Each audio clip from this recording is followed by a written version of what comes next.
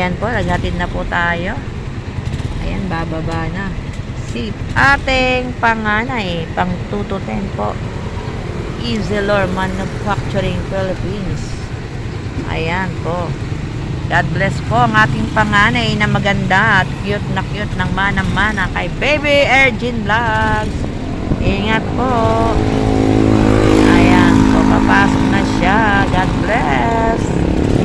Yan po ang kumpanya na pinakamagandang kumpanya sa Apag Maribeles, Bataan. Ayan pa ang kanilang mga kasama. Pang 2 to 10 po yan. Trabaho. Yan po ang buhay ng factory workers, guys. Yan, nakakamiss din, o, diba?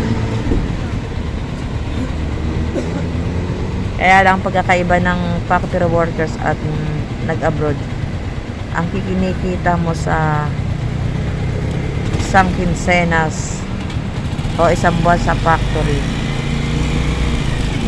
ay equivalent lang ng 15 days mo sa abroad. Kaya marami pa rin nag-a-abroad. Seaman, hindi na. Mamaya na lang gabi. Ayan, pauwi na po kami. Chat muna natin si Kuya para doon tayo tumuli sa Singsay mamaya. Sa Seaman. Ayan.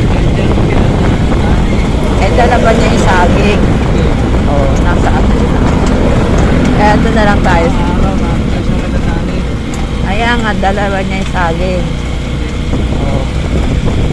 Hindi naman natin siya makikita dyan dahil nandun siya sa kanyang minahan.